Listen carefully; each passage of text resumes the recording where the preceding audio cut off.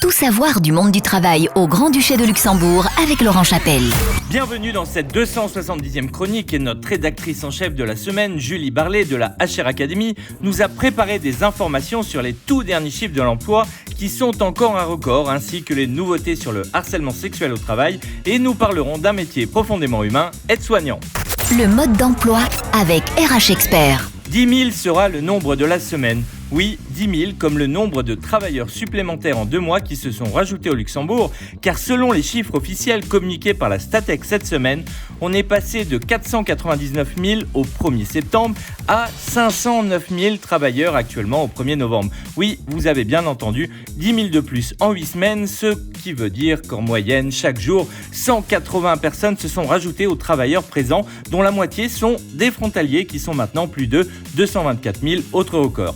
Devinez quoi, cela a rajouté près de 3000 voitures sur nos routes en 2 mois, ce qui amène près de 150 000 voitures qui passent la frontière allègrement chaque jour dans les 2 sens. Les métiers qui embauchent le plus selon l'ADEME restent les mêmes avec dans l'ordre l'informatique, la comptabilité et le secrétariat, et il faut savoir qu'il y a plus de 13 000 postes ouverts actuellement à l'ADEME. Alors est-ce que cela va continuer ? Tout porte à le croire car la bonne nouvelle pour les voitures et pour les frontaliers est venue ce mardi avec le prolongement des mesures du gel du quota de sécurité sociale de 25% qui interdit à un frontalier de faire du télétravail en profitant de la Sécu et donc de la retraite et aide familiale luxembourgeoise s'il fait plus d'une journée par semaine de télétravail. Et comme cela devait s'arrêter le 31 décembre et que cela est prolongé jusqu'au 30 juin 2023, il y a de grandes chances que cela continue à booster le marché de l'emploi.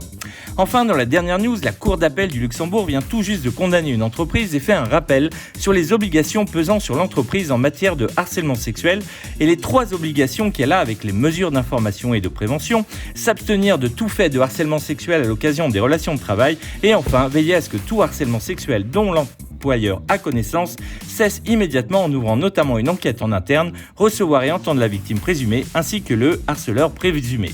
Il faut savoir que pour le harcèlement sexuel et contrairement au harcèlement moral, une preuve unique suffit, selon la gravité de l'acte, à être qualifié comme tel. Zoom sur le métier de la semaine. Aujourd'hui, nous allons parler d'un métier présent au cœur des services de santé. Il s'agit de l'aide-soignant ou aide-soignante. Alors, l'aide-soignant est le professionnel de santé spécialisé dans la réalisation des soins de vie quotidiennes liés aux fonctions d'entretien et de continuité de la vie. De son nom, l'aide-soignant protège, préserve et restaure l'indépendance, un manque ou une diminution de l'autonomie de ses patients. Il vient en soutien aux autres corps de métier de la santé, aux soins préventifs, curatifs ou encore palliatifs. C'est un métier plus qu'essentiel qui est au centre d'une relation privilégiée avec ses patients, mais aussi avec l'entourage de ceux-ci. Il nécessite alors de grandes capacités de communication, d'écoute, d'empathie, de douceur, de patience, mais aussi de sang-froid pour les situations les plus urgentes. Il existe de nombreuses structures où les aides-soignants peuvent exercer leur métier. Dans les hôpitaux, les structures d'hébergement pour personnes âgées, les services d'aide et de soins à domicile, les centres psychogériatriques ou encore les services pour personnes en situation de handicap. Ce métier nécessite une durée de formation de 3 ans qui conduit à l'obtention d'un DAP, le fameux diplôme d'aptitude professionnelle qui se compose d'un enseignement à la fois théorique et pratique. La théorie, elle est dispensée en milieu scolaire et les modules pratiques ont lieu sous forme de stage en milieu professionnel pour un meilleur apprentissage au cœur du métier. En moyenne, un aide-soignant peut gagner un salaire brut mensuel allant de 3 400 € au début de sa carrière à 6 500 € brut en fin de carrière. Alors si l'humain et l'accompagnement de l'autre vous passionnent, n'hésitez plus et postulez à notre métier de la semaine, aide-soignant. RH Expert vous donne rendez-vous dès maintenant sur www.rhexpert.com.